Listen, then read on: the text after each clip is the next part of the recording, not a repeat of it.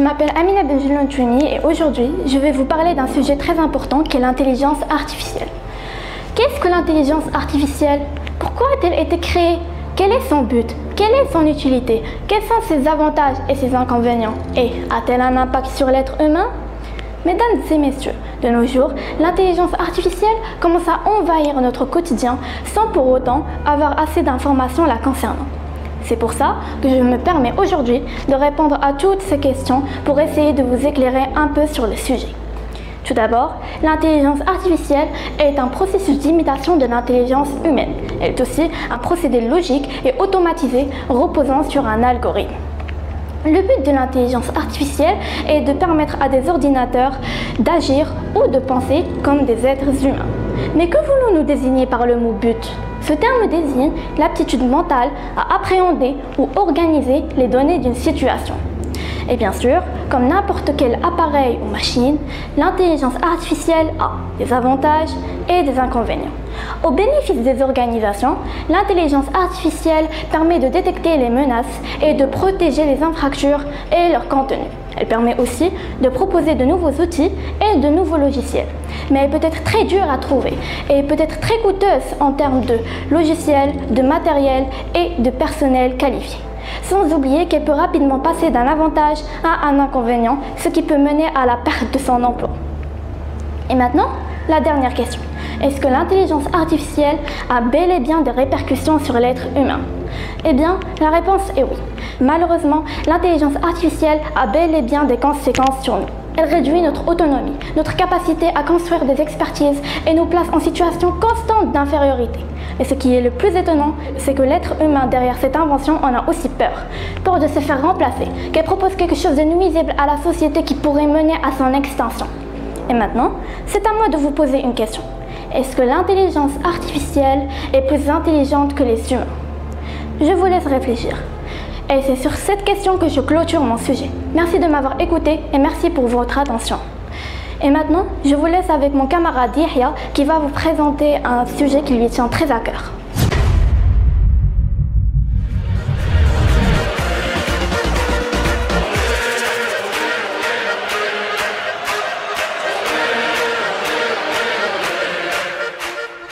Bonjour à tous, je m'appelle Mohamed Yahya Qallali et aujourd'hui nous allons parler d'un sujet très intéressant, le football, un des sports les plus populaires au monde. Le football est un sport universellement apprécié qui passionne des millions de gens à travers le monde. C'est un jeu dynamique qui consiste à marquer des buts en faisant passer un ballon dans les buts adverses tout en défendant son propre but. Avant de passer aux avantages, je voudrais vous introduire mon footballeur préféré, Cristiano Ronaldo.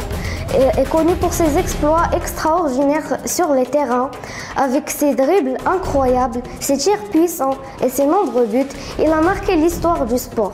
Ses talents exceptionnels et ses records impressionnants en font de lui un des meilleurs footballeurs au monde. Maintenant, passons aux avantages du football.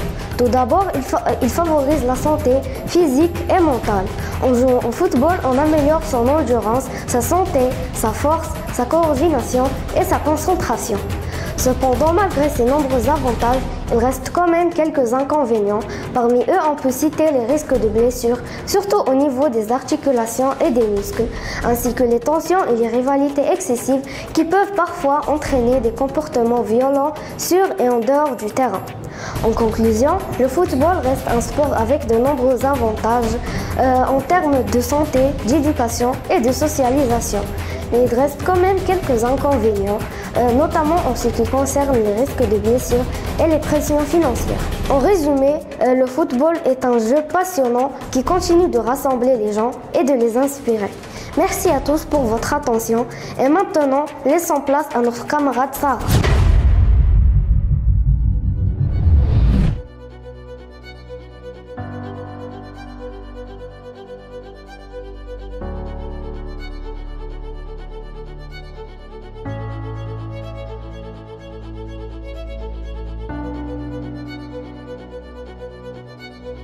Bonjour tout le monde, je me présente, je suis Sarah Bouftiouh. Aujourd'hui, je vais vous présenter un exposé sur le réchauffement climatique. Le réchauffement climatique est également nommé le changement climatique et l'augmentation de la température moyenne d'une surface terrestre. La Terre est entourée d'une couche d'air que nous appelons l'atmosphère. L'air est composé de plusieurs gaz qui se comportent comme les vitres d'une serre, qui retient la chaleur. Cet effet de serre est accru par les gaz émis par les industries et d'autres activités humaines. Ce phénomène réchauffe la Terre de plus en plus vite. L'une des graves causes de ce réchauffement climatique est que la banquise arctique fond de plus en plus vite, disparaissant littéralement sous les pieds des ours polaires. Quelles sont les causes du réchauffement climatique? Et maintenant, répondons à cette question. Le principal moteur du réchauffement climatique est l'effet de serre. Certains gaz atmosphériques terrestres agissent à la manière d'une paroi d'une serre. Ils laissent pénétrer l'énergie solaire mais l'empêchent de sortir, ce qui provoque le réchauffement climatique. Quelles sont les solutions pour lutter contre le réchauffement climatique? Les solutions pour lutter contre le réchauffement climatique sont, premièrement, privilégier les moyens de transport moins polluants, réduire ses déchets, économiser l'électricité et enfin, lutter contre la pollution numérique. Merci de m'avoir entendu. Et maintenant, je vous laisse avec mon ami Amine.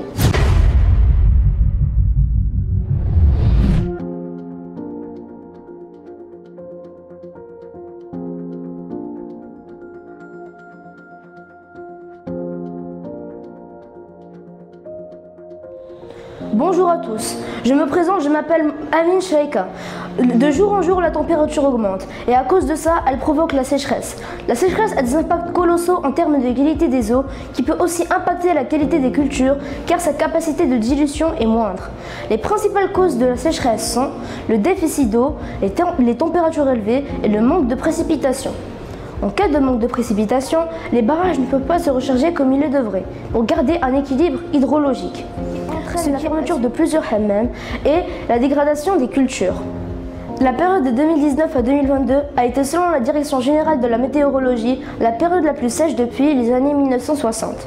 Tandis que 2023 a connu une faible pluviométrie, a connu 5 grandes vagues de chaleur, tandis qu'un record absolu de 50,4 degrés Celsius à Agadir en août. Nous pouvons lutter contre la sécheresse et pour ça, nous devons promouvoir nos réserves d'eau naturelles comme les eaux souterraines. Et pour ça, quelques techniques simples s'imposent, comme économiser nos ressources d'eau renouvelables, domestiques, prendre une douche plutôt qu'un bain et réparer nos fuites d'eau rapidement. Oui, car l'eau, c'est la vie. Et une question me brûle les lèvres. Qu'adviendra-t-il de notre monde à cause de la sécheresse? Merci pour votre attention et en espérant que ça vous a plu.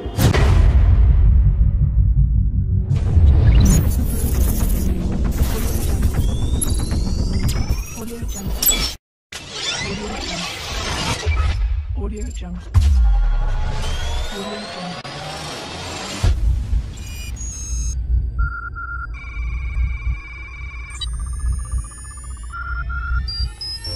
Bonjour à tous, je m'appelle Amira Al-Khatami. Aujourd'hui, je vais aborder avec vous un sujet important de nos jours et l'intelligence artificielle.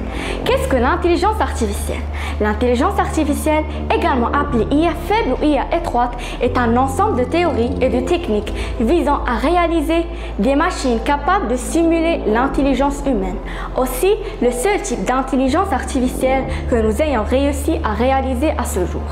Elle est orientée vers un but précis qui est conçu à accomplir des tâches uniques, par exemple la reconnaissance faciale, la reconnaissance vocale, les assistants vocaux, la recherche sur Internet ou la conduite d'une voiture. Quels sont ces domaines d'utilisation? L'IA est utilisée dans différents domaines tels que la robotique, l'industrie, l'automobile, les banques et les institutions financières, au niveau des études, de l'industrie, du tourisme, du marketing, etc. Donc, tous ces objets qui sont entrés dans notre quotidien durablement sont tous des produits d'intelligence artificielle. Les avantages de l'IA. Cette intelligence a plusieurs avantages, mais aussi des inconvénients. Et parmi ces avantages, améliorer la performance de vos processus, éviter l'utilisation de votre capital humain, éliminer des tâches qui se veulent répétitives, réduire les erreurs. On dit que l'IA facilite la vie. Donc, comment facilite-t-elle la vie? L'IA contribue à rendre les routes plus sûres en réduisant les erreurs humaines et les accidents de route. Et grâce à elle, les voitures autonomes utilisent des capteurs qui détectent des objets tels que des piétons ou des véhicules plus rapidement qu'un conducteur humain. Et elles sont toujours attentives. La plupart des gens disent que l'intelligence artificielle est l'avenir. Est-ce que ça est vrai? Et oui, l'intelligence artificielle est devenue un élément clé de la transformation numérique qui touche de nombreux secteurs d'activité. Elle permet aux entreprises de gagner en efficacité, en productivité, en automatisant certaines tâches et en analysant de grandes quantités de données de manière rapide et précise. Les inconvénients de l'IA. Malgré tous ces avantages, elle présente néanmoins quelques inconvénients. Pas de créativité et d'originalité. L'IA n'était pas dotée d'émotions. La créativité ne sera pas au rendez-vous pour les tâches que vous lui affecterez. Comme pour de nombreuses autres technologies, le danger principal est lié aux êtres humains, de la conception à l'utilisation. Et pour conclure notre projet, mesdames et messieurs, je vous laisse réfléchir. Pensez-vous que l'intelligence artificielle, qu'un jour, pourra dépasser l'intelligence humaine pour devenir responsable de notre vie et société? Merci pour votre attention.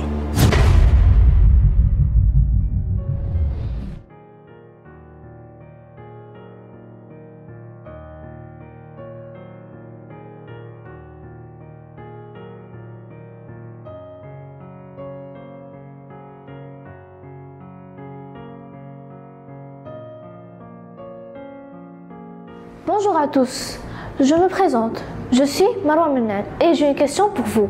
Avez-vous déjà ressenti de la peur, l'anxiété ou la détresse à cause de quelqu'un d'autre? Aujourd'hui, nous allons aborder un sujet sérieux et pertinent qui touche de nombreuses vies, l'intimidation. L'intimidation est bien qu'une simple altercation à l'école. C'est un comportement répété et intentionnel visant à faire du mal à autrui, que ce soit physiquement, verbalement ou même en ligne. Ces impacts vont au-delà des blessures visibles. L'intimidation prend diverses formes, de la violence physique aux attaques verbales et à la cyberintimidation. Elle peut toucher chacun d'entre nous directement ou indirectement. Les conséquences de l'intimidation ne sont pas profondes, allant à la détérioration de la santé mondiale, à des problèmes émotionnels. Elle peut créer un environnement hostile et affectant la confiance et l'estime de soi. Les témoins n'ont pas d'en reste. Leur intervention pour briser le cycle de l'intimidation. Encourager un changement du comportement et créer une culture de bienveillance est cruciale. En conclusion, l'intimidation est une réalité persistante que chacun de nous peut agir en soyant des défenseurs du respect et de l'empathie. Ensemble, nous pouvons mettre du fin à l'intimidation. Et maintenant, je termine ma présentation avec une question pour vous. Comment et quelles actions pratiques pourrions-nous prendre dès maintenant y parvenir? Et merci de votre attention.